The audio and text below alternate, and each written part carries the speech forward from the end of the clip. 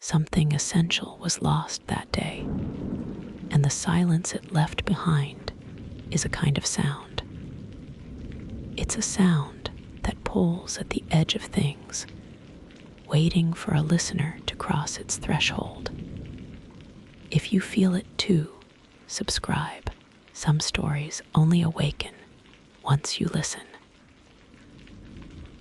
And now let us begin. Jane Eyre An Autobiography by Charlotte Brontë. There was no possibility of taking a walk that day. We had been wandering, indeed, in the leafless shrubbery, an hour in the morning. But since dinner, Mrs. Reed, when there was no company, dined early. The cold winter wind had brought with it clouds so somber, and a rain so penetrating, that further outdoor exercise was now out of the question. I was glad of it. I never liked long walks, especially on chilly afternoons. Dreadful to me was the coming home in the raw twilight, with nipped fingers and toes, and a heart saddened by the chidings of Bessie, the nurse, and humbled by the consciousness of my physical inferiority to Eliza, John, and Georgiana Reed. The said Eliza, John, and Georgiana were now clustered round their mamma in the drawing room. She lay reclined on a sofa by the fireside, and with her darlings about her, for the time neither quarreling nor crying, looked perfectly happy. Me she had dispensed from joining the group, saying she regretted to be under the necessity of keeping me at a distance, but that until she heard from Bessie and could discover by her own observation that I was endeavoring in good earnest to acquire a more sociable and childlike disposition, a more attractive and sprightly manner, something lighter, franker, more natural, as it were, she really must exclude me from privileges intended only for contented, happy little children. "What does Bessie say I have done?" I asked. "Jane, I don't like cavillers or questioners. Besides, there is something truly forbidding in a child taking up her elders in that manner. Be seated somewhere, and until you can speak pleasantly, remain silent." A breakfast room adjoined the drawing room. I slipped in there. It contained a bookcase. I soon possessed myself of a volume, taking care that it should be one stored with pictures. I mounted into the window seat.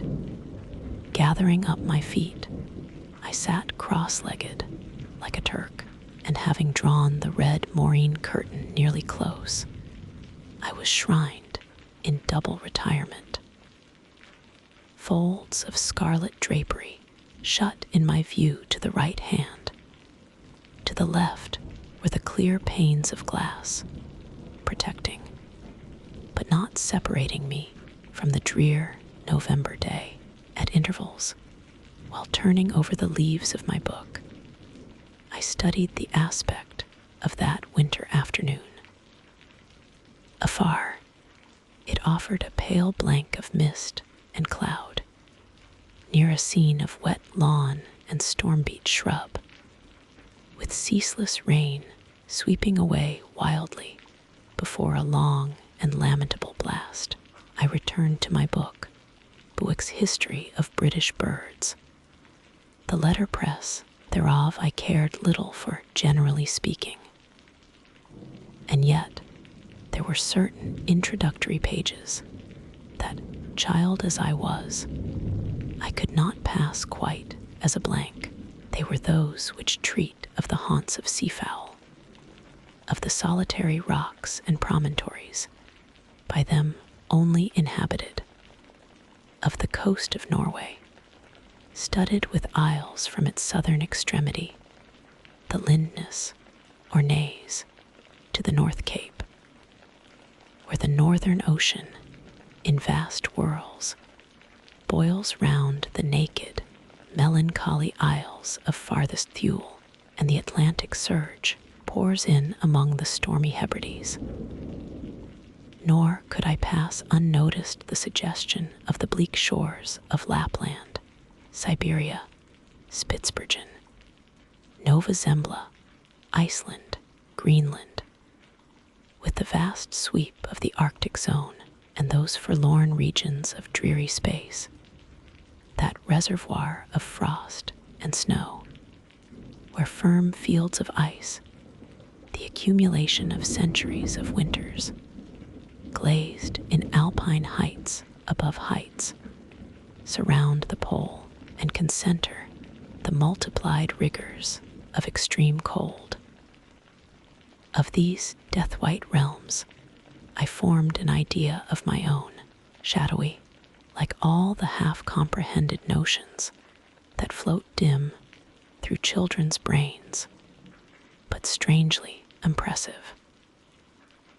The words in these introductory pages connected themselves with the succeeding vignettes and gave significance to the rock standing up alone in a sea of billow and spray, to the broken boat stranded on a desolate coast, to the cold and ghastly moon glancing through bars of cloud at a wreck just sinking. I cannot tell what sentiment haunted the quite solitary churchyard, with its inscribed headstone, its gate, its 2 trees, its low horizon, girdled by a broken wall, and its newly risen crescent, attesting the hour of eventide. The 2 ships becalmed on a torpid sea, I believed to be marine phantoms, the fiend pinning down the thief's pack behind him, I passed over quickly. It was an object of terror. So was the black-horned thing seated aloof on a rock, surveying a distant crowd surrounding a gallows. Each picture told a story, mysterious often to my undeveloped understanding and imperfect feelings, yet ever profoundly interesting. As interesting as the tales Bessie sometimes narrated on winter evenings, when she chanced to be in good humor, and when, having brought her ironing table to the nursery hearth, she allowed us to sit about it, and while she got up Mrs. Reed's lace frills and crimped her nightcap borders, fed our eager attention with passages of love and adventure taken from old fairy tales and other ballads, or as at a later period I discovered from the pages of Pamela and Henry, Earl of Morland. With Bewick on my knee, I was then happy at least in my way. I feared nothing but interruption, and that came too soon. The breakfast-room door opened. "Beau, Madam Mope," cried the voice of John Reed. Then he paused. He found the room apparently empty. "Where the dickens is she?" he continued. "Lizzie, Georgie," calling to his sisters, "Joan is not here. Tell Mamma she is run out into the rain, bad animal." It is well I drew the curtain, thought I, and I wished fervently he might not discover my hiding place. Nor would John Reed have found it out himself. He was not quick either of vision or conception. But Eliza just put her head in at the door and said at once, "She is in the window seat, to be sure, Jack." And I came out immediately, for I trembled at the idea of being dragged forth by the said Jack. "What do you want?" I asked, with awkward diffidence. "Say, what do you want, Master Reed?" was the answer.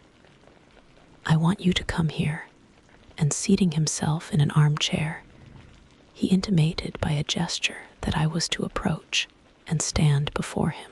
John Reed was a schoolboy of 14 years old, 4 years older than I, for I was but 10, large and stout for his age, with a dingy and unwholesome skin, thick lineaments in a spacious visage, heavy limbs, and large extremities.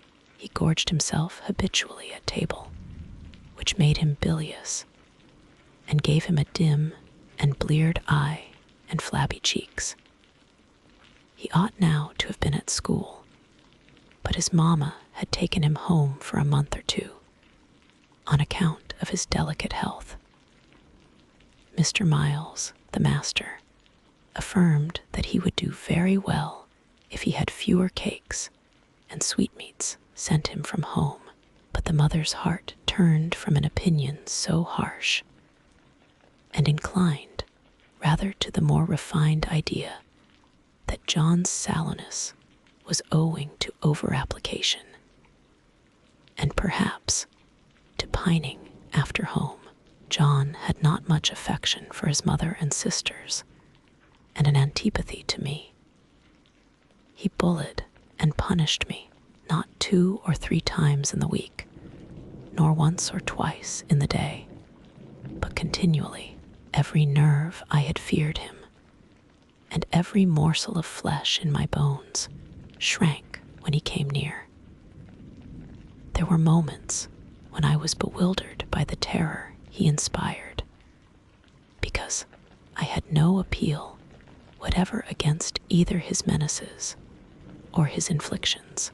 The servants did not like to offend their young master by taking my part against him, and Mrs. Reed was blind and deaf on the subject.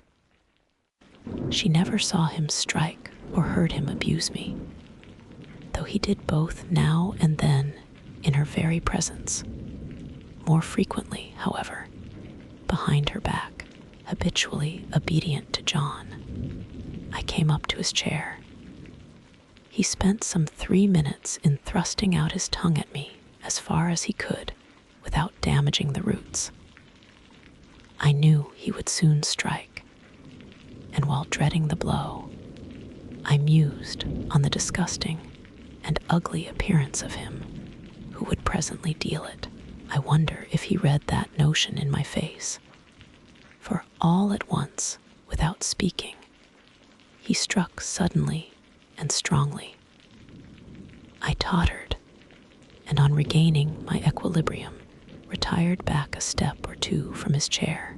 "That is for your impudence in answering Mamma a while since," said he, "and for your sneaking way of getting behind curtains, and for the look you had in your eyes 2 minutes since, you rat." Accustomed to John Reed's abuse, I never had an idea of replying to it. My care was how to endure the blow which would certainly follow the insult. "What were you doing behind the curtain?" he asked. "I was reading." "Show the book." I returned to the window and fetched it thence. "You have no business to take our books. You are a dependent, Mamma says. You have no money. Your father left you none. You ought to beg, and not to live here with gentlemen's children like us, and eat the same meals we do, and wear clothes at our mamma's expense. Now I'll teach you to rummage my bookshelves, for they are mine. All the house belongs to me, or will do in a few years. Go and stand by the door, out of the way of the mirror and the windows." I did so, not at first aware what was his intention, but when I saw him lift and poise the book and stand in act to hurl it, I instinctively started aside with a cry of alarm. Not soon enough, however. The volume was flung. It hit me, and I fell, striking my head against the door and cutting it. The cut bled. The pain was sharp, My terror had passed its climax.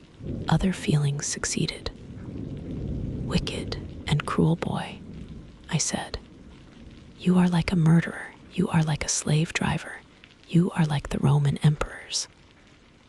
I had read Goldsmith's History of Rome and had formed my opinion of Nero, Caligula, and see. Also, I had drawn parallels in silence, which I never thought thus to have declared aloud. "What? What?" he cried. "Did she say that to me? Did you hear her, Eliza and Georgiana? Won't I tell Mama? But first," he ran headlong at me. I felt him grasp my hair and my shoulder. He had closed with a desperate thing. I really saw in him a tyrant, a murderer. I felt a drop or two of blood from my head trickle down my neck, and was sensible of somewhat pungent suffering. These sensations for the time predominated over fear, and I received him in frantic sort. I don't very well know what I did with my hands, but he called me rat, rat, and bellowed out aloud. Aid was near him. Eliza and Georgiana had run for Mrs. Reed, who was gone upstairs. She now came upon the scene, followed by Bessie and her maid Abbot. We were parted. I heard the words, "Dear, dear," what a fury to fly at Master John. Did ever anybody see such a picture of passion? Then Mrs. Reed subjoined, "Take her away to the Red Room and lock her in there." 4 hands were immediately laid upon me, and I was borne upstairs. I resisted all the way. A new thing for me, and a circumstance which greatly strengthened the bad opinion Bessie and Miss Abbot were disposed to entertain of me. The fact is, I was a trifle beside myself, or rather out of myself, as the French would say. I was conscious that a moment's mutiny had already rendered me liable to strange penalties, and like any other rebel slave, I felt resolved, in my desperation, to go all lengths. "Hold her arms, Miss Abbot. She's like a mad cat." For shame," cried the lady's maid. "What shocking conduct, Miss Eyre, to strike a young gentleman, your benefactress's son, your young master." "Master? How is he my master? Am I a servant?" "No, you are less than a servant, for you do nothing for your keep. There, sit down, and think over your wickedness." They had got me by this time into the apartment indicated by Mrs. Reed, and had thrust me upon a stool. My impulse was to rise from it like a spring.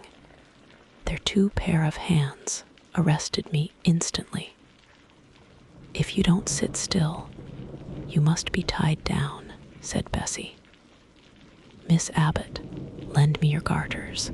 She would break mine directly." Miss Abbot turned to divest a stout leg of the necessary ligature. This preparation for bonds, and the additional ignominy it inferred, took a little of the excitement out of me. "Don't take them off," I cried. "I will not stir." In guarantee whereof, I attached myself to my seat by my hands. "Mind you don't," said Bessie, and when she had ascertained that I was really subsiding, she loosened her hold of me.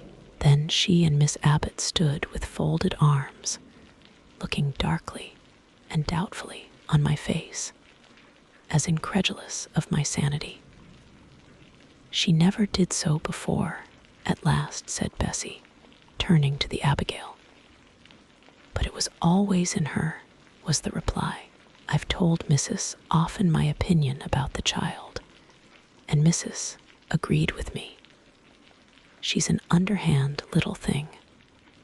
I never saw a girl of her age with so much cover.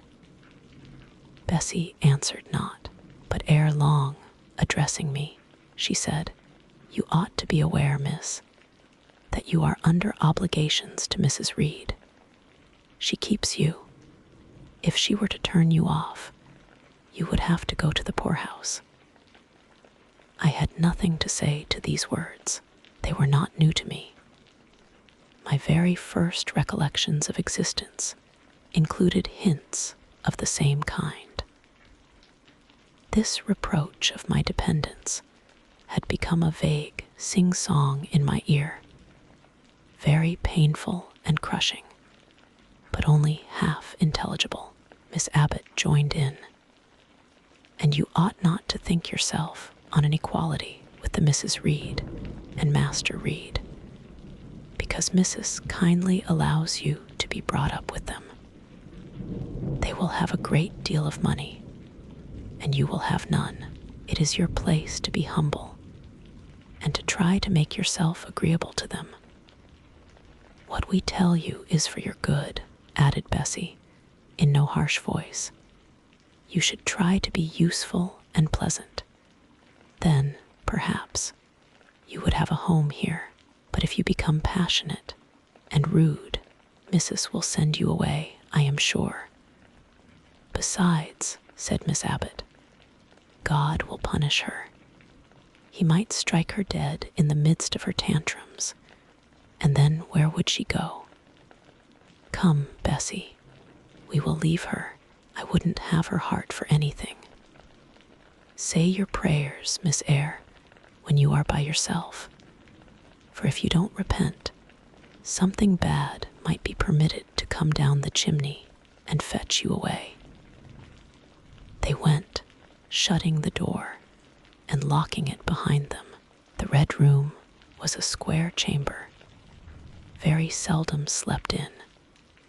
I might say never, indeed, unless when a chance influx of visitors at Gateshead Hall rendered it necessary to turn to account all the accommodation it contained.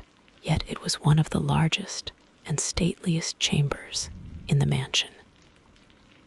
A bed supported on massive pillars of mahogany, hung with curtains of deep red damask, stood out like a tabernacle in the center. The two large windows, with their blinds always drawn down, were half shrouded in festoons and falls of similar drapery. The carpet was red. The table at the foot of the bed was covered with a crimson cloth. The walls were a soft fawn color with a blush of pink in it. The wardrobe, the toilet table, the chairs were of darkly polished old mahogany. Out of these deep surrounding shades rose high and glared white the piled-up mattresses and pillows of the bed, spread with a snowy Marseille counterpane. Scarcely less prominent was an ample cushioned easy chair near the head of the bed, also white, with a footstool before it, and looking, as I thought, like a pale throne. This room was chill because it seldom had a fire. It was silent because remote from the nursery and kitchen. Solemn because it was known to be so seldom entered. The housemaid alone came here on Saturdays to wipe from the mirrors, and the furniture a week's quiet dust, and Mrs. Reed herself, at far intervals, visited it to review the contents of a certain secret drawer in the wardrobe, where were stored divers parchments, her jewel casket, and a miniature of her deceased husband. And in those last words lies the secret of the Red Room, the spell which kept it so lonely in spite of its grandeur.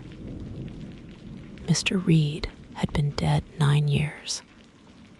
It was in this chamber he breathed his last. Here he lay in state, hence his coffin was borne by the undertaker's men.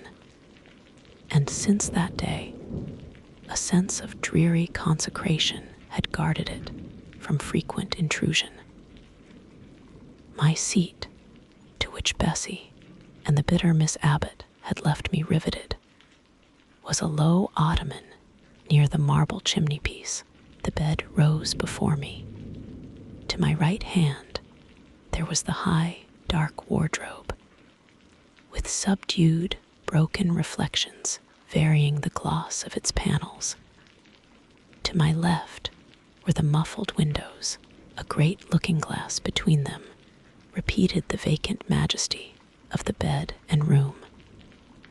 I was not quite sure whether they had locked the door, and when I dared move, I got up and went to see. Alas, yes, no jail was ever more secure. Returning, I had to cross before the looking-glass. My fascinated glance involuntarily explored the depth it revealed. All looked colder and darker in that visionary hollow than in reality, and the strange little figure there gazing at me, with a white face and arms specking the gloom, and glittering eyes of fear moving where all else was still, had the effect of a real spirit. I thought it like one of the tiny phantoms, half fairy, half imp, Bessie's evening stories represented as coming out of lone, ferny dells and moors, and appearing before the eyes of belated travelers. I returned to my stool. Superstition was with me at that moment, but it was not yet her hour for complete victory. My blood was still warm. The mood of the revolted slave was still bracing me with its bitter vigor. I had to stem a rapid rush of retrospective thought before I quailed to the dismal present. All John Reed's violent tyrannies, all his sister's proud indifference, all his mother's aversion, all the servant's partiality, turned up in my disturbed mind like a dark deposit in a turbid well. Why was I always suffering, always browbeaten, always accused, forever condemned? Why could I never please? Why was it useless to try to win anyone's favor? Eliza, who was headstrong and selfish, was respected. Georgiana, who had a spoiled temper, a very acrid spite, a captious and insolent carriage, was universally indulged. Her beauty, her pink cheeks and golden curls, seemed to give delight to all who looked at her, and to purchase indemnity for every fault. John no one thwarted, much less punished, though he twisted the necks of the pigeons, killed the little pea-chicks, set the dogs at the sheep, stripped the hothouse vines of their fruit, and broke the buds off the choicest plants in the conservatory. He called his mother old girl, too, sometimes reviled her for her dark skin, similar to his own, bluntly disregarded her wishes, not unfrequently tore, and spoiled her silk attire, and he was still her own darling. I dared commit no fault. I strove to fulfill every duty, and I was termed naughty and tiresome, sullen and sneaking, from morning to noon, and from noon to night. My head still ached and bled with the blow and fall I had received. No one had reproved John for wantonly striking me, and because I had turned against him to avert farther irrational violence, I was loaded with general opprobrium. Unjust, unjust, said my reason, forced by the agonizing stimulus into precocious though transitory power. And resolve, equally wrought up, instigated some strange expedient to achieve escape from insupportable oppression, as running away. Or, if that could not be effected, never eating or drinking more, and letting myself die. What a consternation of soul was mine that dreary afternoon. How all my brain was in tumult, and all my heart in insurrection. Yet, in what darkness, what dense ignorance was the mental battle fought. I could not answer the ceaseless inward question, why I thus suffered now, at the distance of, I will not say how many years. I see it clearly. I was a discord in Gateshead Hall. I was like nobody there. I had nothing in harmony with Mrs. Reed, or her children, or her chosen vassalage.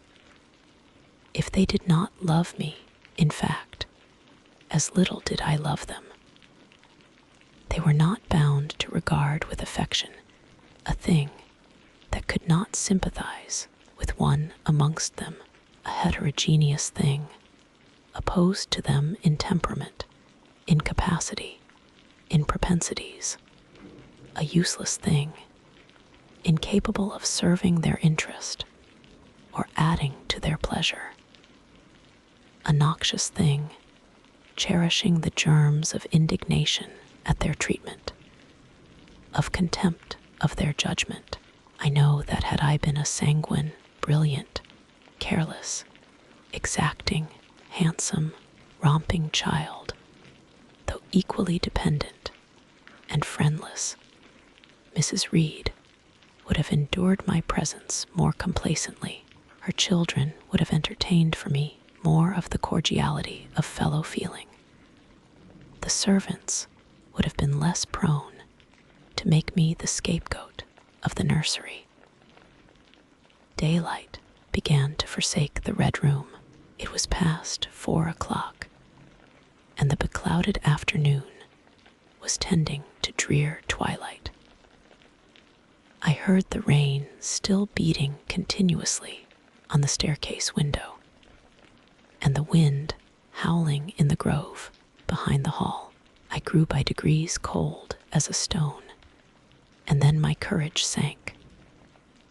My habitual mood of humiliation, self-doubt, forlorn depression, fell damp on the embers of my decaying ire.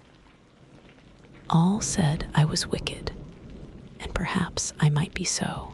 What thought had I been but just conceiving of starving myself to death? That certainly was a crime. And was I fit to die? Or was the vault under the chancel of Gateshead Church an inviting bourne? In such vault, I had been told, did Mr. Reed lie buried. And led by this thought to recall his idea, I dwelt on it with gathering dread. I could not remember him, but I knew that he was my own uncle, my mother's brother, that he had taken me when a parentless infant to his house, and that in his last moments he had required a promise of Mrs. Reed that she would rear and maintain me as one of her own children. Mrs. Reed probably considered she had kept this promise, and so she had, I dare say, as well as her nature would permit her. But how could she really like an interloper, not of her race, and unconnected with her, after her husband's death, by any tie? It must have been most irksome to find herself bound by a hard-wrung pledge, to stand in the stead of a parent, to a strange child she could not love, and to see an uncongenial alien permanently intruded on her own family group. A singular notion dawned upon me. I doubted not, never doubted, that if If Mr. Reed had been alive, he would have treated me kindly, and now, as I sat looking at the white bed and overshadowed walls, occasionally also turning a fascinated eye towards the dimly gleaming mirror, I began to recall what I had heard of dead men, troubled in their graves by the violation of their last wishes, revisiting the earth to punish the perjured and avenge the oppressed. And I thought Mr. Reed's spirit, harassed by the wrongs of his sister's child, might quit its abode, whether in the church vault or in the unknown world of the departed, and rise before me in this chamber. I wiped my tears and hushed my sobs, fearful lest any sign of violent grief might waken a preternatural voice to comfort me, or elicit from the gloom some haloed face, bending over me with strange pity. This idea, consolatory in theory, I felt would be terrible if realized. With all my might, I endeavored to stifle it. I endeavored to be firm.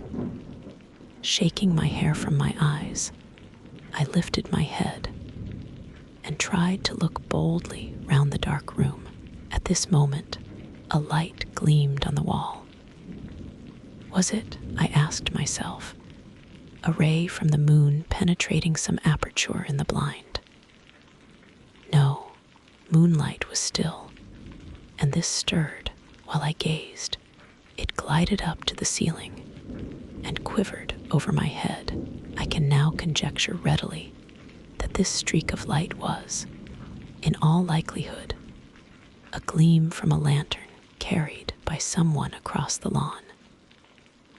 But then, prepared as my mind was for horror, shaken as my nerves were by agitation, I thought the swift darting beam was a herald of some coming vision from another world. My heart beat thick, my head grew hot, a sound filled my ears, which I deemed the rushing of wings. Something seemed near me. I was oppressed, suffocated. Endurance broke down. I rushed to the door and shook the lock in desperate effort. Steps came running along the outer passage. The key turned. Bessie and Abbot entered. "Miss Eyre, are you ill?" said Bessie. "What a dreadful noise! It went quite through me," exclaimed Abbot. "Take me out. Let me go into the nursery," was my cry. "What for? Are you hurt? Have you seen something?" again demanded Bessie.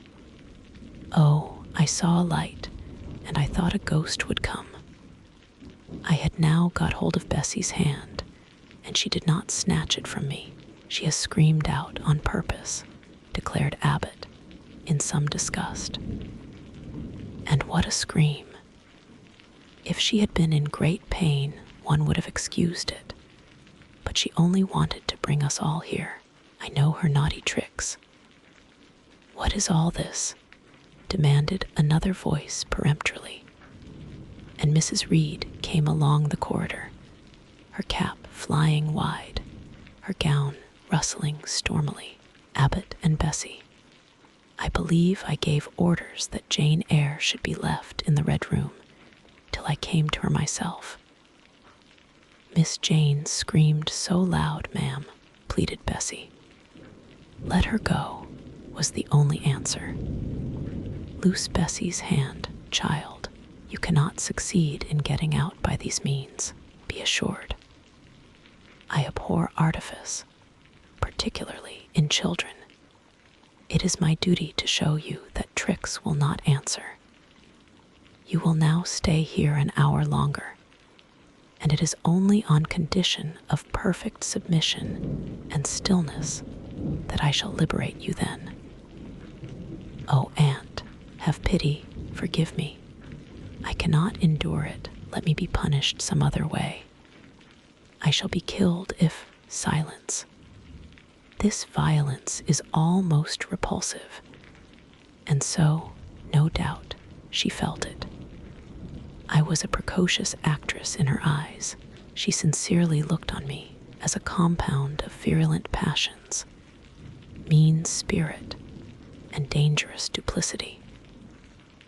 Bessie and Abbot having retreated, Mrs. Reed, impatient of my now frantic anguish and wild sobs, abruptly thrust me back and locked me in. Without farther parley, I heard her sweeping away, and soon after she was gone, I suppose I had a species of fit. Unconsciousness closed the scene. The next thing I remember is waking up with a feeling as if I had had a frightful nightmare, and seeing before me a terrible red glare crossed with thick black bars. I heard voices, too, speaking with a hollow sound, and as if muffled by a rush of wind or water, agitation, uncertainty, and an all-predominating sense of terror confused my faculties. Ere long, I became aware that someone was handling me, lifting me up, and supporting me in a sitting posture, and that more tenderly than I had ever been raised or upheld before.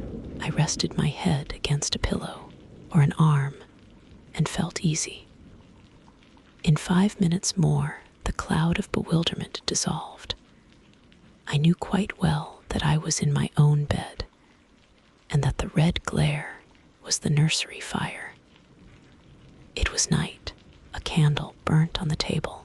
Bessie stood at the bed foot with a basin in her hand, and a gentleman sat in a chair near my pillow, leaning over me.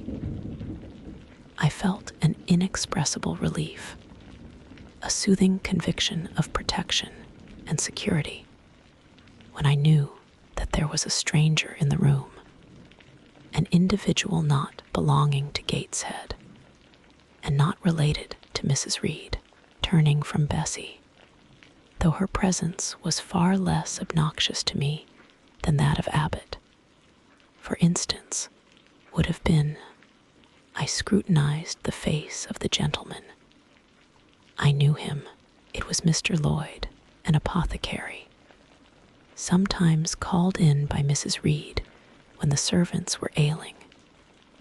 For herself and the children she employed a physician. "Well, who am I?" he asked.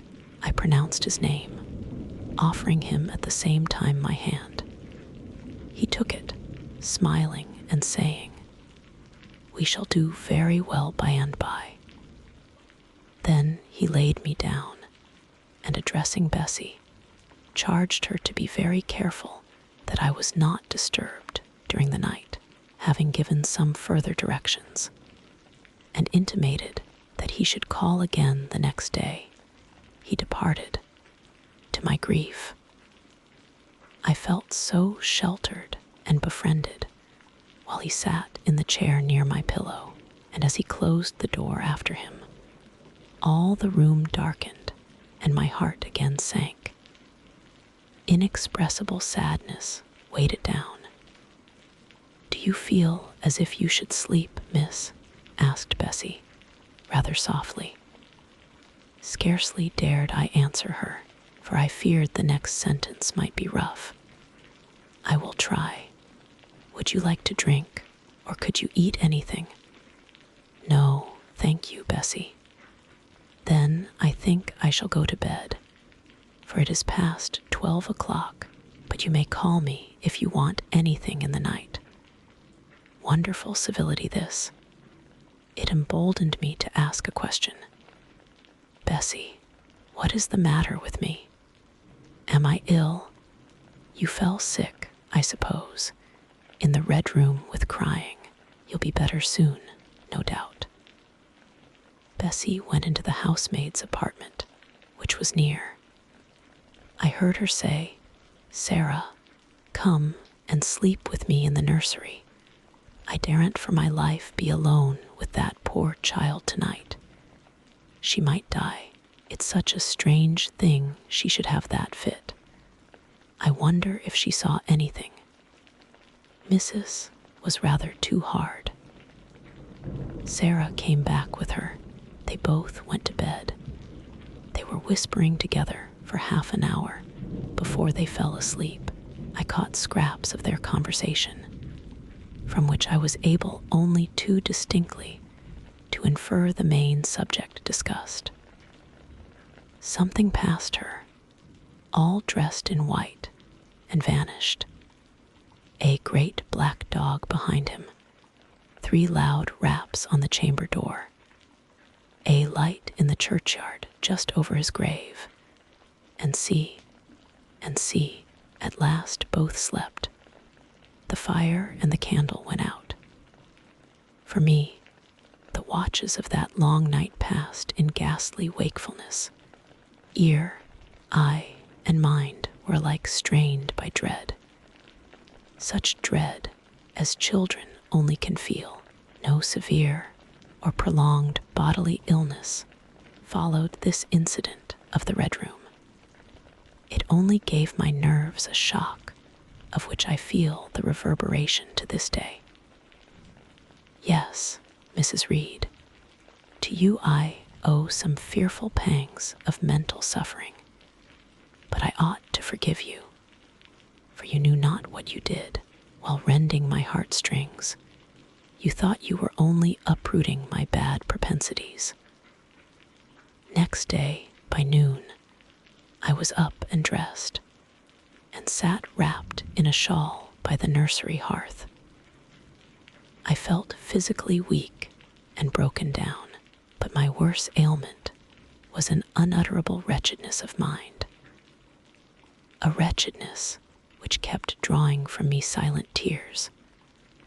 No sooner had I wiped one salt drop from my cheek than another followed. Yet I thought I ought to have been happy, for none of the Reeds were there. They were all gone out in the carriage with their mamma.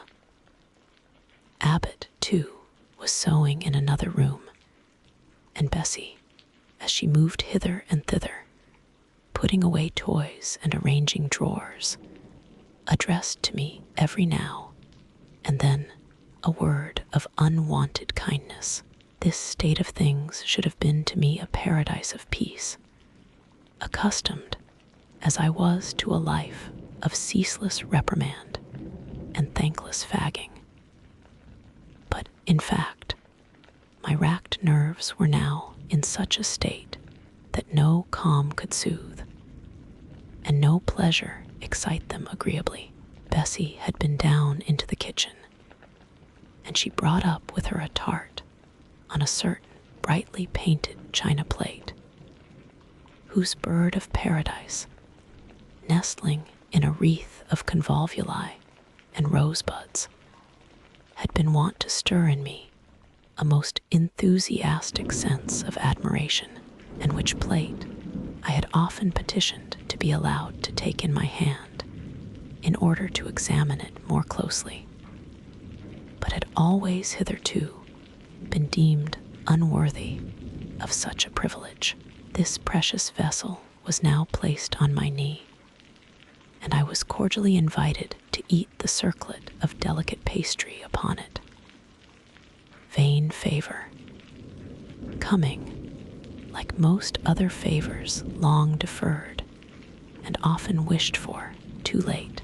I could not eat the tart, and the plumage of the bird, the tints of the flowers, seemed strangely faded. I put both plate and tart away.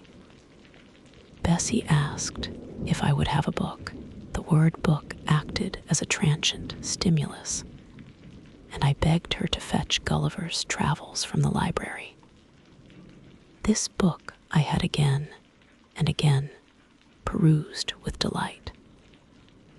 I considered it a narrative of facts, and discovered in it a vein of interest deeper than what I found in fairy tales. For as to the elves, having sought them in vain among foxglove leaves and bells, under mushrooms, and beneath the ground ivy mantling old wall nooks, I had at length made up my mind to the sad truth that they were all gone out of England to some savage country where the woods were wilder and thicker, and the population more scant, whereas Lilliput and Brobdingnag being, in my creed, solid parts of the earth's surface, I doubted not that I might one day, by taking a long voyage, see with my own eyes the little fields, houses, and trees, the diminutive people, the tiny cows, sheep, and birds of the one realm, and the cornfields forest high, the mighty mastiffs, the monster cats, the tower-like men and women of the other. Yet, when this cherished volume was now placed in my hand, when I turned over its leaves, and sought in its marvelous pictures the charm I had, till now, never failed to find, all was eerie and dreary. The giants were gaunt goblins, the pygmies malevolent and fearful imps, Gulliver a most desolate wanderer in most dread and dangerous regions. I closed the book, which I dared no longer peruse, and put it on the table, beside the untasted tart. Bessie had now finished dusting and tidying the room, and having washed her hands, she opened a certain little drawer, full of splendid shreds of silk and satin, and began making a new bonnet for Georgiana's doll. Meantime she sang. Her song was, "In the days when we went gypsying, a long time ago." I had often heard the song before, and always with lively delight, for Bessie had a sweet voice. At least, I thought so. But now, though her voice was still sweet, I found in its melody an indescribable sadness. Sometimes, preoccupied with her work, she sang the refrain very low, very lingeringly. A long time ago came out like the saddest cadence of a funeral hymn. She passed into another ballad, this time a really doleful one. My feet they are sore, and my limbs they are weary. Long is the way, and the mountains are wild. Soon will the twilight close moonless and dreary over the path of the poor orphan child. Why did they send me so far and so lonely, up where the moors spread, and gray rocks are piled? Men are hard-hearted, and kind angels only watch over the steps of a poor orphan child. Yet distant and soft, the night breeze is blowing. Clouds there are none, and clear stars beam mild. God, in his mercy, protection is showing, comfort and hope to the poor orphan child. E'en should I fall o'er the broken bridge passing, or stray in the marshes, by false lights beguiled, still will my Father, with promise and blessing, take to his bosom the poor orphan child. There is a thought that for strength should avail me, though both of shelter and kindred despoiled. Heaven is a home, and a rest will not fail me. God is a friend to the poor orphan child. Come, Miss Jane, don't cry, said Bessie, as she finished.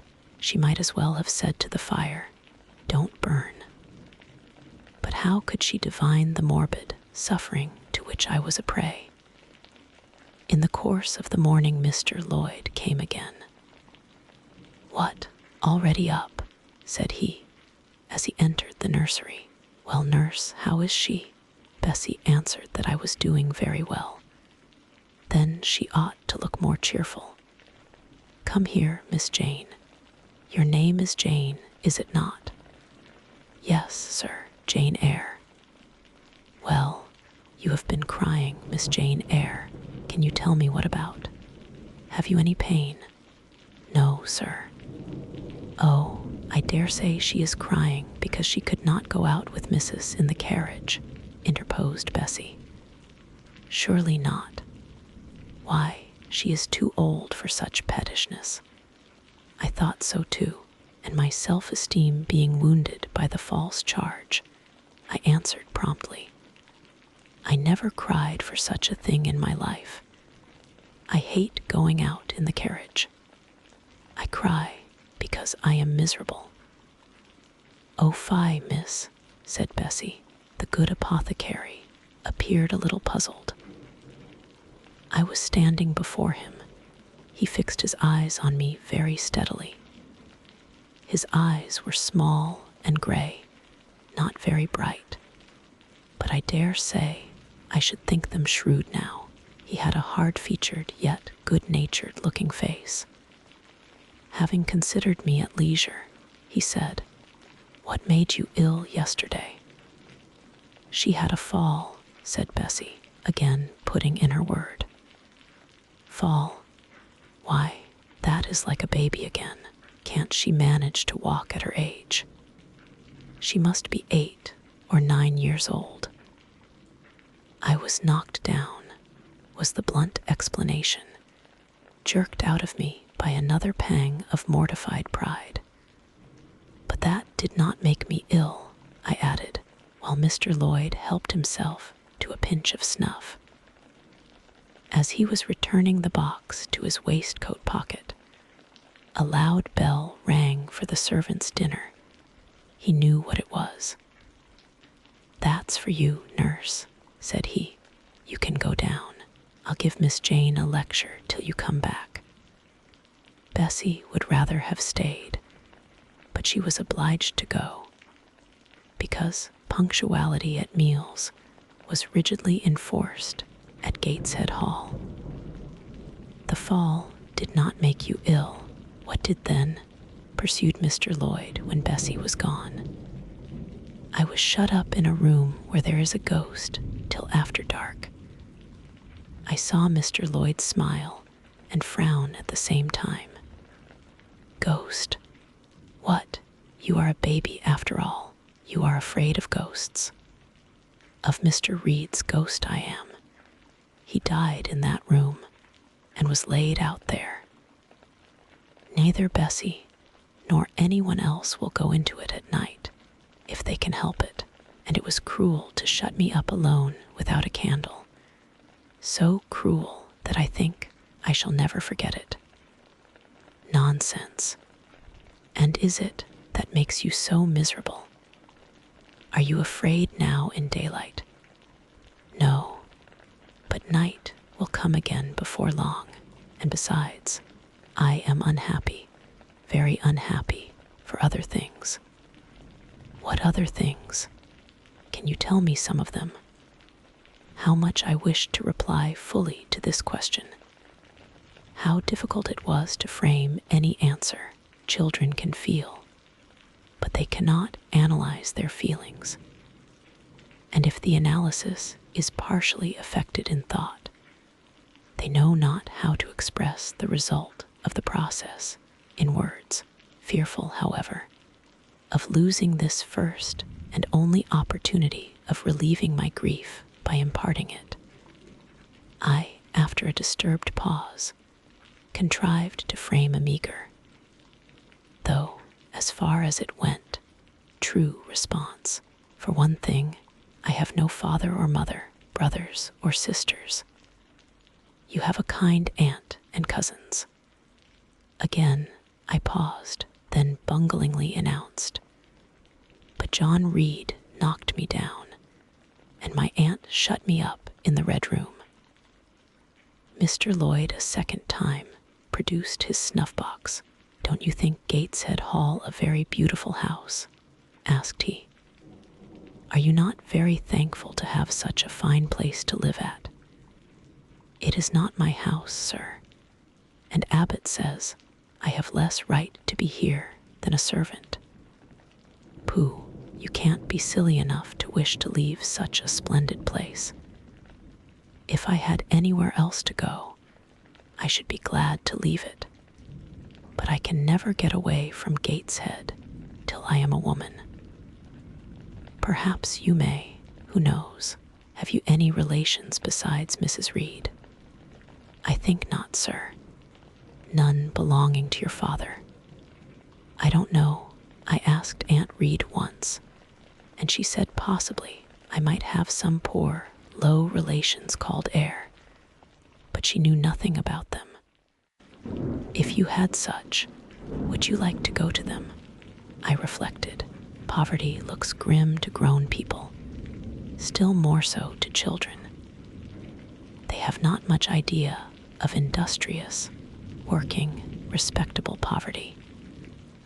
They think of the word only as connected with ragged clothes, scanty food, fireless grates, rude manners, and debasing vices. Poverty, for me, was synonymous with degradation.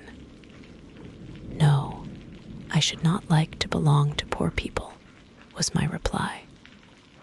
Not even if they were kind to you. I shook my head. I could not see how poor people had the means of being kind, and then to learn to speak like them, to adopt their manners, to be uneducated, to grow up like one of the poor women I saw sometimes nursing their children or washing their clothes at the cottage doors of the village of Gateshead. No, I was not heroic enough to purchase liberty at the price of caste. But are your relatives so very poor? Are they working people? I cannot tell. Aunt Reed says if I have any, they must be a beggarly set. I should not like to go a-begging. Would you like to go to school? Again, I reflected. I scarcely knew what school was. Bessie sometimes spoke of it as a place where young ladies sat in the stocks, wore backboards, and were expected to be exceedingly genteel and precise. John Reed hated his school and abused his master. But John Reed's tastes were no rule for mine, and if Bessie's accounts of school discipline, gathered from the young ladies of a family where she had lived before coming to Gateshead, were somewhat appalling, her details of certain accomplishments attained by these same young ladies were, I thought, equally attractive. She boasted of beautiful paintings of landscapes and flowers by them executed, of songs they could sing and pieces they could play, of purses they could net, of French books they could translate, till my spirit was moved to emulation as I listened. Besides, school would be a complete change. It implied a long journey, an entire separation from Gateshead, an entrance into a new life. I should indeed like to go to school, was the audible conclusion of my musings. Well, well, who knows what may happen, said Mr. Lloyd, as he got up. The child ought to have change of air and scene, he added, speaking to himself. Nerves not in a good state. Bessie now returned. At the same moment, the carriage was heard rolling up the gravel walk. Is that your mistress, nurse? Asked Mr. Lloyd. I should like to speak to her before I go. Bessie invited him to walk into the breakfast room and led the way out in the interview which followed between him and Mrs. Reed. I presume, from after occurrences, that the apothecary ventured to recommend my being sent to school, and the recommendation was no doubt readily enough adopted, for as Abbot said, in discussing the subject with Bessie, when both sat sewing in the nursery one night after I was in bed, and as they thought asleep, Mrs. was, she dared say, glad enough to get rid of such a tiresome, ill-conditioned child who always looked as if she were watching everybody and scheming plots underhand. Abbot, I think, gave me credit for being a sort of infantine Guy Fawkes. On that same occasion, I learned, for the first time, from Miss Abbot's communications to Bessie, that my father had been a poor clergyman, that my mother had married him against the wishes of her friends, who considered the match beneath her, that my grandfather Reed was so irritated at her disobedience, he cut her off without a shilling, that after my mother and father had been married a year, the latter caught the typhus fever while visiting among the poor of a large manufacturing town where his curacy was situated, and where that disease was then prevalent, that my mother took the infection from him, and both died within a month of each other. Bessie, when she heard this narrative, sighed and said, "Poor Miss Jane is to be pitied, too, Abbot." "Yes," responded Abbot, "if she were a nice, pretty child, one might compassionate her forlornness. But one really cannot care for such a little toad as that." "Not a great deal, to be sure," agreed Bessie. "At any rate, a beauty like Miss Georgiana would be more moving in the same condition." "Yes, I dote on Miss Georgiana," cried the fervent Abbot. "Little darling, with her long curls and her blue eyes, and such a sweet color as she has, just as if she were painted, Bessie. I could fancy a Welsh rabbit for supper. So could I with a roast onion. Come, we'll go down." They went. From my discourse with Mr. Lloyd, and from the above reported conference between Bessie and Abbot, I gathered enough of hope to suffice as a motive for wishing to get well. A change seemed near. I desired and waited it in silence. It tarried, however. Days and weeks passed. I had regained my normal state of health, but no new allusion was made to the subject over which I brooded. Mrs. Reed surveyed me at times with a severe eye, but seldom addressed me. Since my illness, she had drawn a more marked line of separation than ever between me and her own children, appointing me a small closet to sleep in by myself, condemning me to take my meals alone, and pass all my time in the nursery, while my cousins were constantly in the drawing room. Not a hint, however, did she drop about sending me to school. Still, I felt an instinctive certainty that she would not long endure me under the same roof with her, for her glance, now more than ever, when turned on me, expressed an insuperable and rooted aversion. Eliza and Georgiana, evidently acting according to orders, spoke to me as little as possible.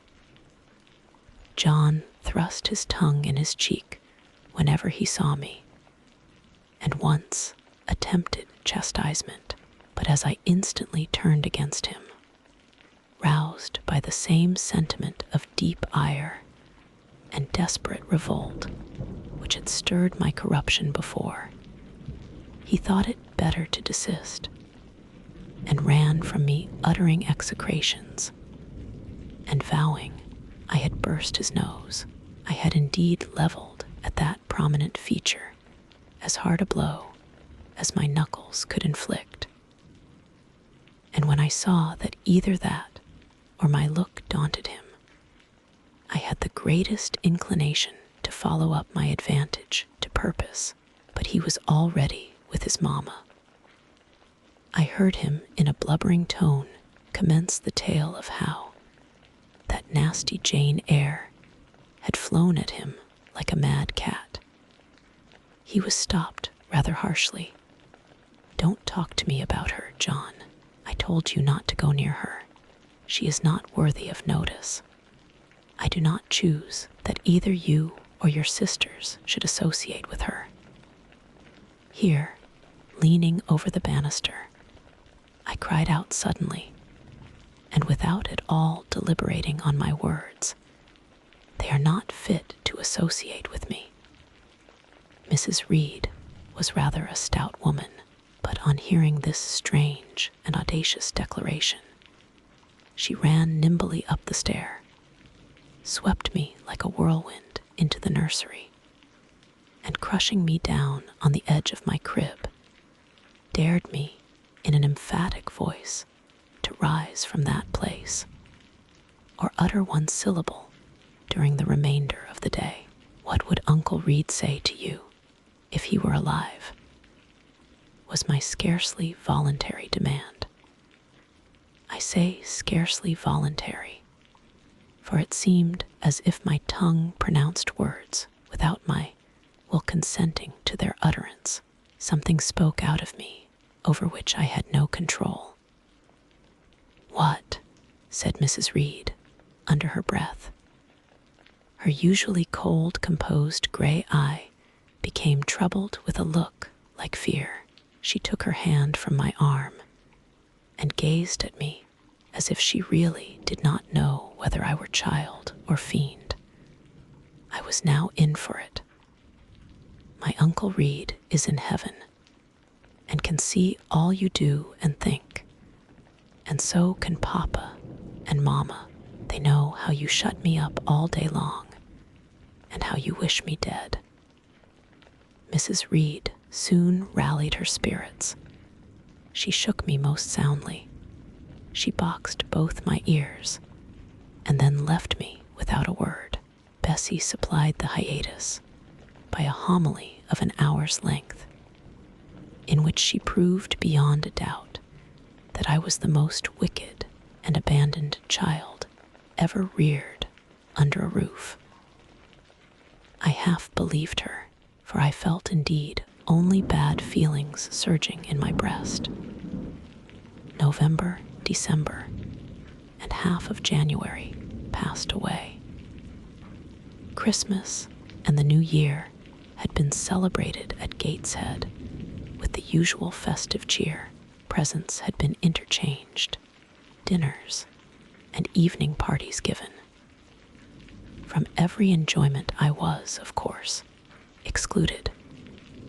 My share of the gaiety consisted in witnessing the daily appareling of Eliza and Georgiana, and seeing them descend to the drawing room, dressed out in thin muslin frocks and scarlet sashes, with hair elaborately ringleted, and afterwards, in listening to the sound of the piano or the harp played below, to the passing to and fro of the butler and footman, to the jingling of glass and china as refreshments were handed, to the broken hum of conversation as the drawing-room door opened and closed.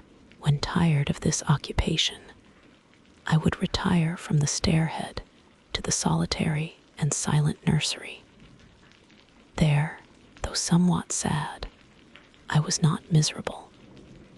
To speak truth, I had not the least wish to go into company, for in company I was very rarely noticed, and if Bessie had but been kind and companionable, I should have deemed it a treat to spend the evenings quietly with her, instead of passing them under the formidable eye of Mrs. Reed, in a room full of ladies and gentlemen.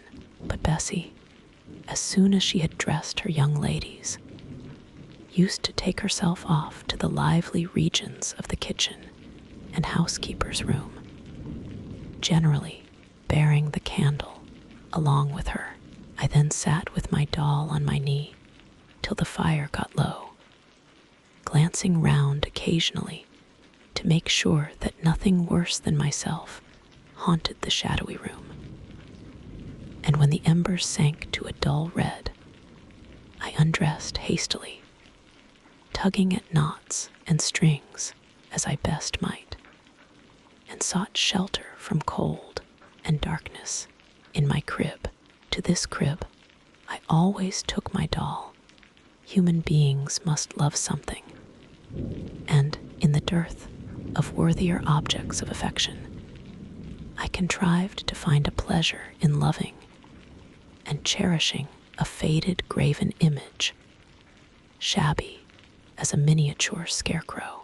It puzzles me now to remember with what absurd sincerity I doted on this little toy, half fancying it alive and capable of sensation.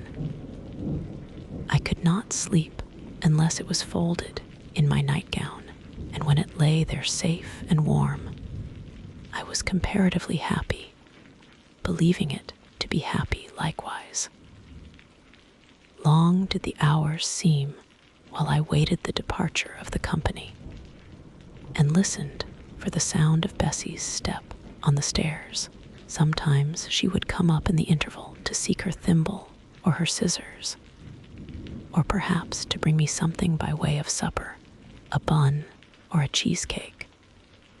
Then she would sit on the bed while I ate it, and when I had finished, she would tuck the clothes round me, and twice she kissed me and said, "Good night, Miss Jane." When thus gentle, Bessie seemed to me the best, prettiest, kindest being in the world, and I wished most intensely that she would always be so pleasant and amiable, and never push me about, or scold, or task me unreasonably, as she was too often wont to do. Bessie Lee must, I think, have been a girl of good natural capacity, for she was smart in all she did, and had a remarkable knack of narrative.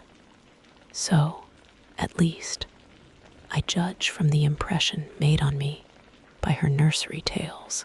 She was pretty too, if my recollections of her face and person are correct. I remember her as a slim young woman, with black hair, dark eyes, very nice features, and good, clear complexion, but she had a capricious and hasty temper, and indifferent ideas of principle or justice. Still, such as she was, I preferred her to anyone else at Gateshead Hall. It was the 15th of January, about 9 o'clock in the morning. Bessie was gone down to breakfast. My cousins had not yet been summoned to their mamma. Eliza was putting on her bonnet and warm garden coat to go and feed her poultry, an occupation of which she was fond, and not less so of selling the eggs to the housekeeper and hoarding up the money she thus obtained. She had a turn for traffic and a marked propensity for saving, shown not only in the vending of eggs and chickens, but also in driving hard bargains with the gardener about flower roots, seeds, and slips of plants, that functionary having orders from Mrs. Reed to buy of his young lady all the products of her parterre she wished to sell. And Eliza would have sold the hair off her head if she could have made a handsome profit thereby. As to her money, she first secreted it in odd corners, wrapped in a rag or an old curl paper.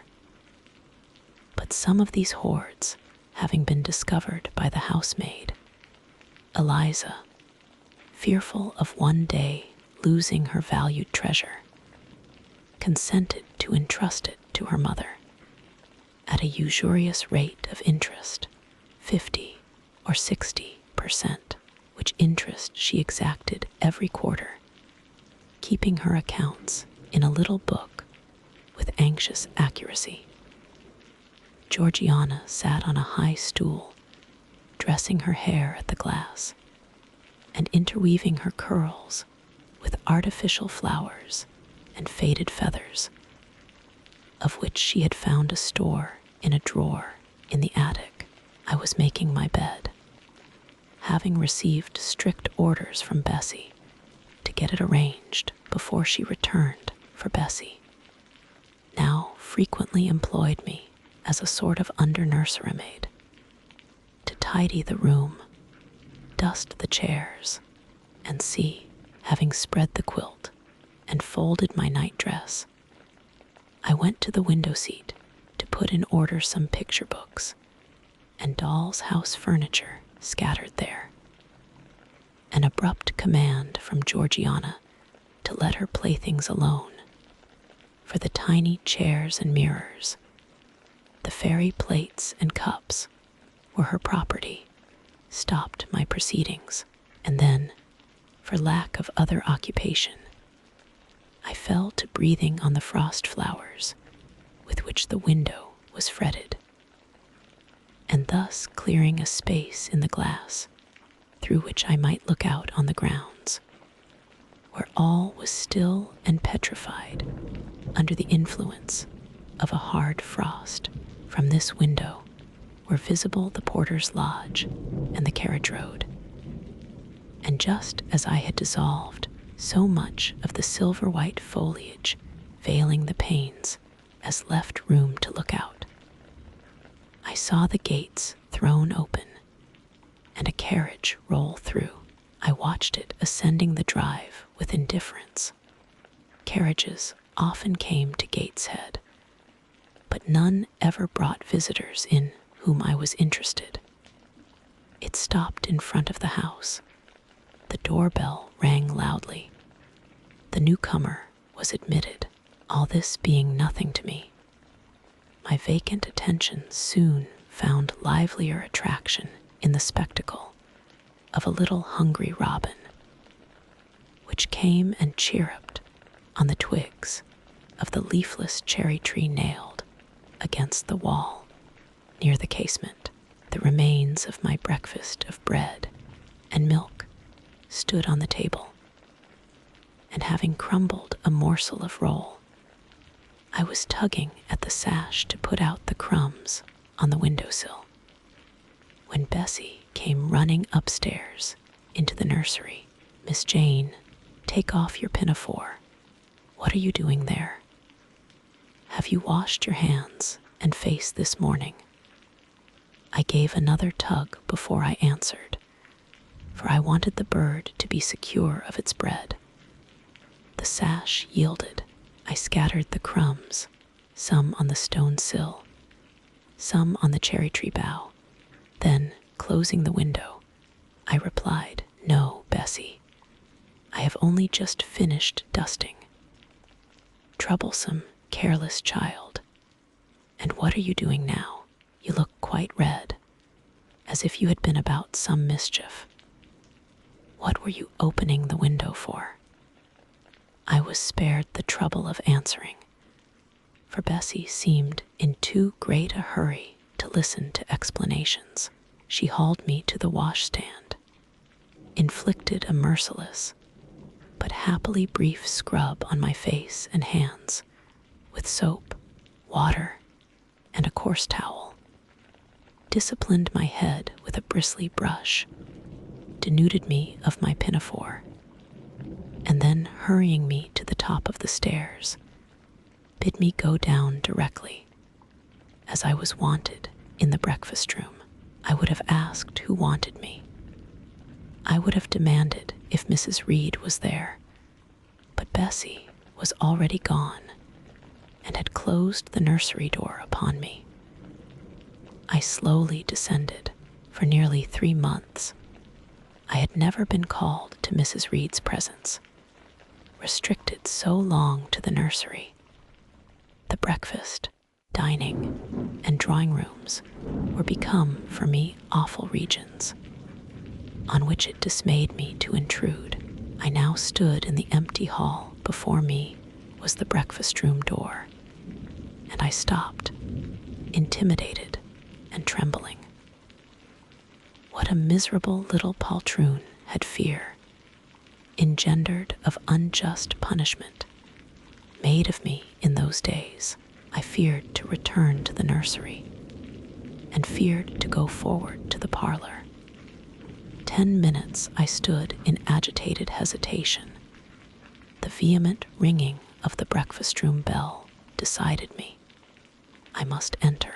Who could want me? I asked inwardly, as with both hands I turned the stiff door handle, which for a second or two resisted my efforts. What should I see besides Aunt Reed in the apartment? A man or a woman? The handle turned, the door unclosed, and passing through and curtsying low, I looked up at a black pillar. Such, at least, appeared to me at first sight. The straight, narrow, sable-clad shape standing erect on the rug. The grim face at the top was like a carved mask, placed above the shaft by way of capital. Mrs. Reed occupied her usual seat by the fireside.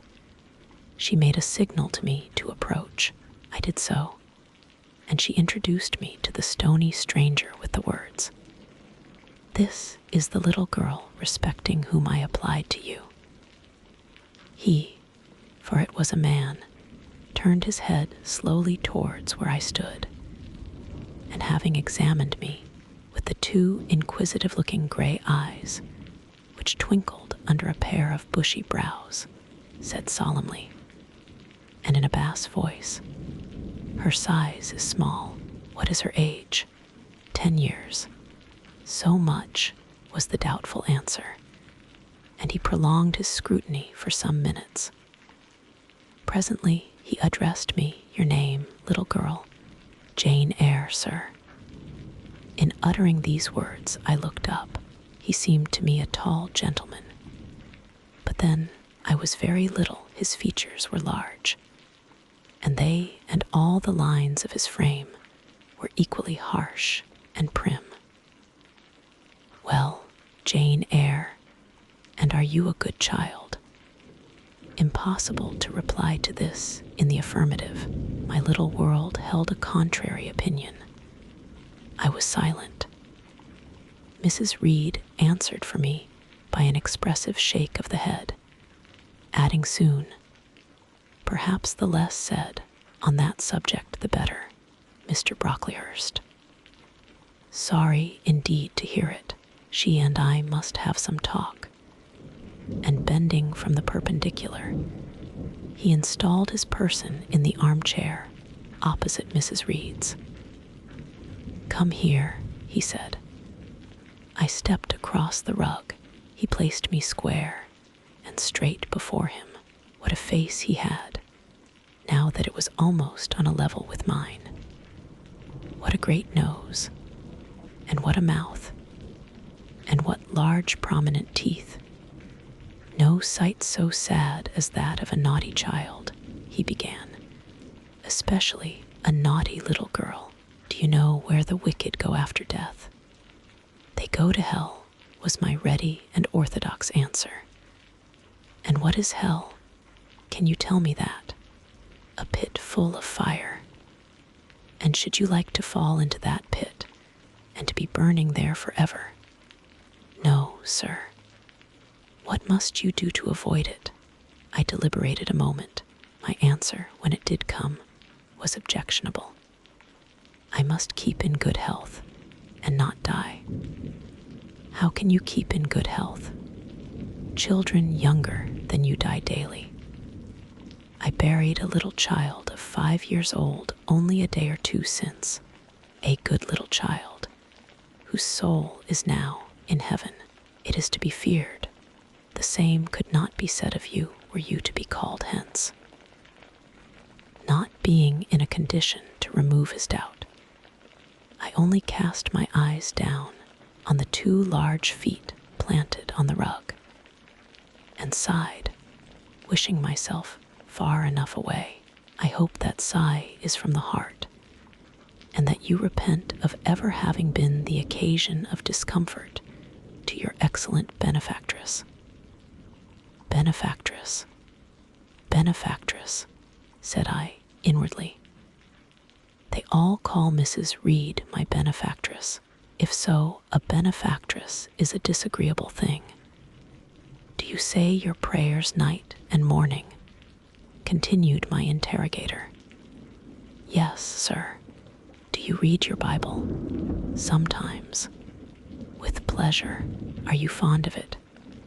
I like Revelations, and the book of Daniel, and Genesis and Samuel, and a little bit of Exodus, and some parts of Kings and Chronicles, and Job and Jonah, and the Psalms.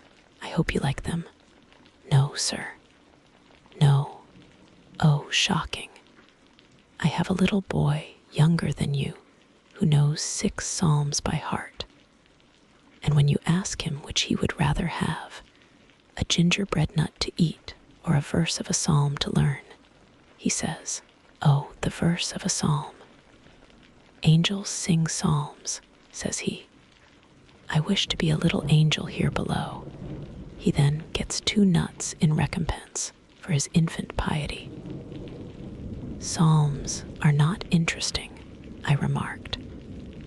That proves you have a wicked heart, and you must pray to God to change it, to give you a new and clean one, to take away your heart of stone and give you a heart of flesh. I was about to propound a question, touching the manner in which that operation of changing my heart was to be performed, when Mrs. Reed interposed, telling me to sit down. She then proceeded to carry on the conversation herself. Mr. Brocklehurst, I believe I intimated in the letter which I wrote to you 3 weeks ago that this little girl has not quite the character and disposition I could wish should you admit her into Load School. I should be glad if the superintendent and teachers were requested to keep a strict eye on her, and above all, to guard against her worst fault, a tendency to deceit. I mention this in your hearing, Jane, that you may not attempt to impose on Mr. Brocklehurst. Well might I dread, well might I dislike Mrs. Reed, for it was her nature to wound me cruelly. Never was I happy in her presence, however carefully I obeyed, however strenuously I strove to please her. My efforts were still repulsed and repaid by such sentences as the above. Now, uttered before a stranger, the accusation cut me to the heart. I dimly perceived that she was already obliterating hope from the new phase of existence which she destined me to enter. I felt, though I could not have expressed the feeling, that she was sowing aversion and unkindness along my future path. I saw myself transformed under Mr. Brocklehurst's eye into an artful, noxious child, and what could I do to remedy the injury? Nothing, indeed, thought I, as I struggled to repress a sob, and hastily wiped away some tears, the impotent evidences of my anguish. Deceit is, indeed, a sad fault in a child, said Mr. Brocklehurst. It is akin to falsehood, and all liars will have their portion in the lake burning with fire and brimstone. She shall, however, be watched, Mrs. Reed. I will speak to Miss Temple and the teachers. I should wish her to be brought up in a manner suiting her prospects, continued my benefactress, to be made useful, to be kept humble, As for the vacations, she will, with your permission, spend them always at Lode. Your decisions are perfectly judicious, madam, returned Mr. Brocklehurst. Humility is a Christian grace, and one peculiarly appropriate to the pupils of Lode. I therefore direct that a special care shall be bestowed on its cultivation amongst them. I have studied how best to mortify in them the worldly sentiment of pride, and only the other day I had a pleasing proof of my success. My second daughter, Augusta, went with her mamma to visit the school, and on her return she exclaimed, "Oh, dear papa, how quiet and plain all the girls at Lode look, with their hair combed behind their ears, and their long pinafores, and those little Holland pockets outside their frocks. They are almost like poor people's children." And said she, they looked at my dress and mamma's as if they had never seen a silk gown before. "This is the state of things I quite approve," returned Mrs. Reed. "Had I sought all England over, I could scarcely have found a system more exactly fitting a child like Jane Eyre. Consistency, my dear Mr. Brocklehurst. I advocate consistency in all things. Consistency, madam, is the first of Christian duties, and it has been observed in every arrangement connected with the establishment of Lode. Plain fare, simple attire, unsophisticated accommodations, hardy and active habits. Such is the order of the day in the house and its inhabitants. Quite right, sir.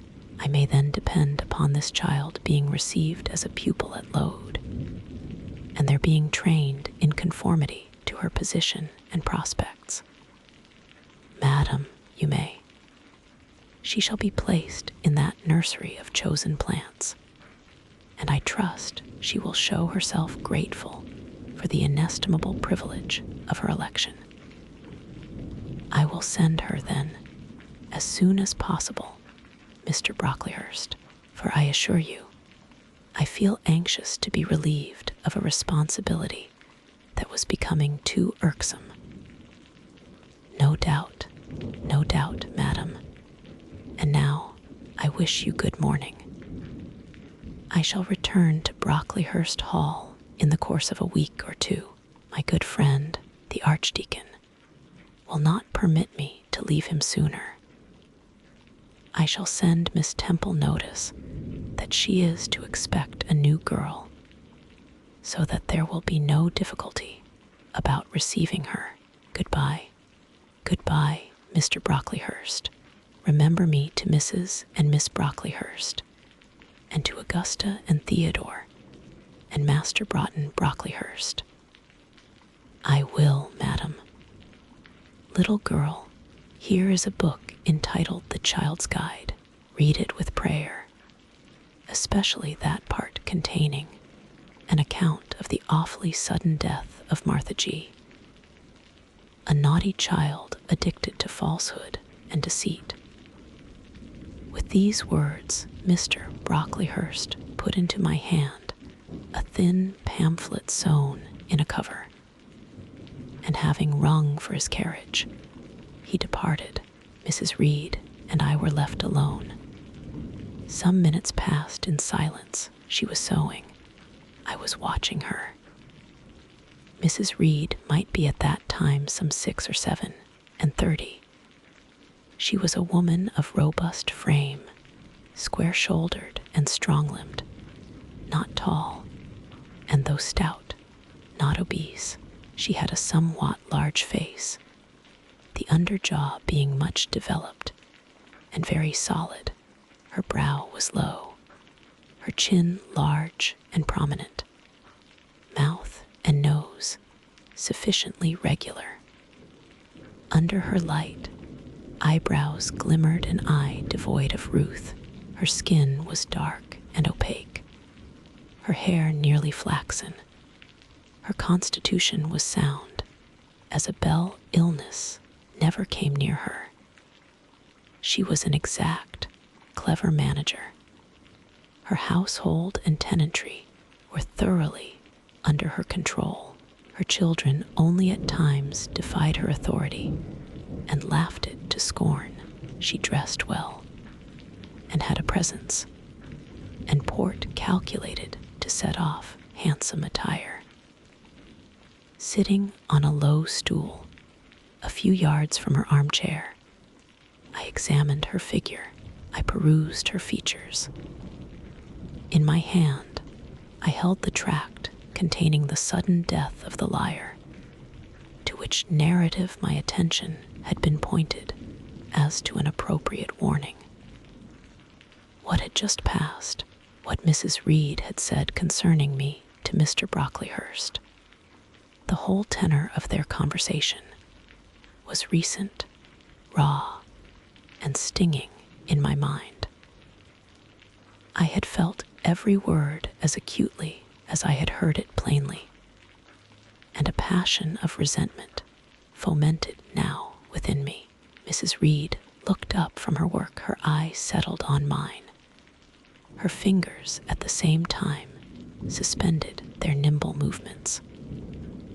Go out of the room, return to the nursery, was her mandate. My look or something else must have struck her as offensive, for she spoke with extreme, though suppressed, irritation. I got up. I went to the door. I came back again. I walked to the window, across the room, then close up to her. Speak I must. I had been trodden on severely, and must turn. But how? What strength had I to dart retaliation at my antagonist? I gathered my energies and launched them in this blunt sentence. I am not deceitful. If I were, I should say I loved you, but I declare I do not love you. I dislike you the worst of anybody in the world, except John Reed. And this book about the liar, you may give to your girl, Georgiana, for it is she who tells lies, and not I. Mrs. Reed's hands still lay on her work, inactive. Her eye of ice continued to dwell freezingly on mine. What more have you to say? She asked, rather in the tone in which a person might address an opponent of adult age than such as is ordinarily used to a child. That eye of hers, that voice stirred every antipathy I had.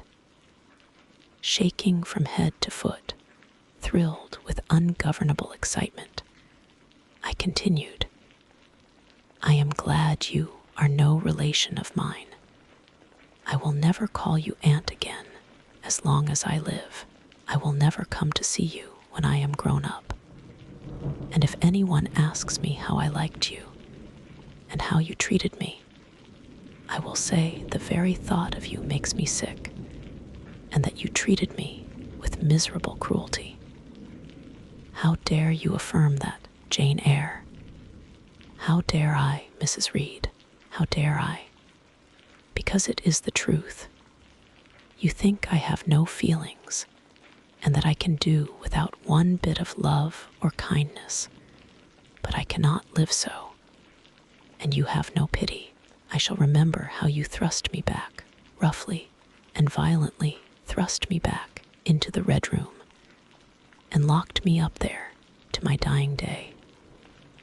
Though I was in agony, though I cried out, while suffocating with distress, have mercy, Aunt Reed.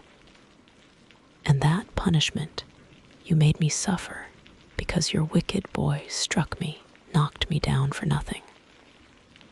I will tell anybody who asks me questions this exact tale. People think you a good woman, but you are bad, hard-hearted. You are deceitful, How dare I, Mrs. Reed? How dare I? Because it is the truth ere I had finished this reply, my soul began to expand, to exult, with the strangest sense of freedom, of triumph, I ever felt. It seemed as if an invisible bond had burst, and that I had struggled out into unhoped-for liberty. Not without cause was this sentiment. Mrs. Reed looked frightened. Her work had slipped from her knee. She was lifting up her hands, rocking herself to and fro, and even twisting her face as if she would cry. "Jane, you are under a mistake. What is the matter with you? Why do you tremble so violently? Would you like to drink some water?" "No, Mrs. Reed. Is there anything else you wish for, Jane? I assure you I desire to be your friend." "Not you. You told Mr. Brocklehurst I had a bad character, a deceitful disposition, and I'll let everybody at Lode know what you are, and what you have done. Jane, you don't understand these things. Children must be corrected for their faults. Deceit is not my fault." I cried out in a savage, high voice, "But you are passionate, Jane, that you must allow. And now return to the nursery. There's a dear, and lie down a little." "I am not your dear. I cannot lie down. Send me to school soon, Mrs. Reed, for I hate to live here." "I will indeed send her to school soon," murmured Mrs. Reed sotto voce, and gathering up her work, she abruptly quitted the apartment. I was left there alone, winner of the field. It was the hardest battle I had fought, and the first victory I had gained. I stood a while on the rug, where Mr. Brocklehurst had stood, and I enjoyed my conqueror's solitude. First, I smiled to myself and felt elate. But this fierce pleasure subsided in me as fast as did the accelerated throb of my pulses. A child cannot quarrel with its elders, as I had done, cannot give its furious feelings uncontrolled play, as I had given mine, without experiencing afterwards the pang of remorse and the chill of reaction. A ridge of lighted heath, alive, glancing, devouring, would have been a meet emblem of my mind when I accused and menaced Mrs. Reed. The same ridge, black and blasted after the flames are dead, would have represented as meetly my subsequent condition, when half an hour's silence and reflection had shown me the madness of my conduct and the dreariness of my hated and hating position. Something of vengeance I had tasted for the first time, as aromatic wine it seemed, on swallowing, warm and racy. Its after flavor, metallic and corroding, gave me a sensation as if I had been poisoned. Willingly would I now have gone and asked Mrs. Reed's pardon. But I knew, partly from experience and partly from instinct, that was the way to make her repulse me with double scorn, thereby re-exciting every turbulent impulse of my nature. I would fain exercise some better faculty than that of fierce speaking, fain find nourishment for some less fiendish feeling than that of somber indignation. I took a book, some Arabian Tales. I sat down and endeavored to read. I could make no sense of the subject. My own thoughts swam always between me and the page I had usually found fascinating. I opened the glass door in the breakfast room. The shrubbery was quite still. The black frost reigned, unbroken by sun or breeze, through the grounds. I covered my head and arms with the skirt of my frock and went out to walk in a part of the plantation which was quite sequestrated, but I found no pleasure in the silent trees, the falling fir cones, the congealed relics of autumn, russet leaves, swept by past winds in heaps, and now stiffened together. I leaned against a gate and looked into an empty field where no sheep were feeding, where the short grass was nipped and blanched. It was a very gray day, a most opaque sky, onding on snaw canopied all. Thence flakes fell at intervals, which settled on the hard path and on the hoary lea without melting. I stood, a wretched child enough, whispering to myself over and over again, "What shall I do? What shall I do?" All at once, I heard a clear voice call, "Miss Jane, where are you? Come to lunch." It was Bessie, I knew well enough, but I did not stir. Her light step came tripping down the path. "You naughty little thing," she said. "Why don't you come when you are called?" Bessie's presence, compared with the thoughts over which I had been brooding, seemed cheerful, even though, as usual, she was somewhat cross. The fact is, after my conflict with and victory over Mrs. Reed, I was not disposed to care much for the nursemaid's transitory anger, and I was disposed to bask in her youthful lightness of heart. I just put my 2 arms round her and said, "Come, Bessie, don't scold." The action was more frank and fearless than any I was habituated to indulge in. Somehow it pleased her. "You are a strange child, Miss Jane," she said, as she looked down at me. "A little roving, solitary thing. And you are going to school, I suppose." I nodded. "And won't you be sorry to leave poor Bessie?" "What does Bessie care for me? She is always scolding me." "Because you're such a queer, frightened, shy little thing, you should be bolder." "What, to get more knocks?" "Nonsense, but you are rather put upon, that's certain. My mother said, when she came to see me last week, that she would not like a little one of her own to be in your place. Now, come in, and I've some good news for you." "I don't think you have, Bessie." "Child, what do you mean? What sorrowful eyes you fix on me." "Well, but Mrs. and the young ladies and Master John are going out to tea this afternoon, and you shall have tea with me. I'll ask cook to bake you a little cake, and then you shall help me to look over your drawers, for I am soon to pack your trunk. Mrs. intends you to leave Gateshead in a day or 2, and you shall choose what toys you like to take with you. Bessie, you must promise not to scold me any more till I go." "Well, I will, but mind you are a very good girl, and don't be afraid of me. Don't start when I chance to speak rather sharply. It's so provoking. I don't think I shall ever be afraid of you again, Bessie, because I have got used to you, and I shall soon have another set of people to dread. If you dread them, they'll dislike you. As you do, Bessie. I don't dislike you, miss. I believe I am fonder of you than of all the others. You don't show it. You little sharp thing. You've got quite a new way of talking. What makes you so venturesome and hearty?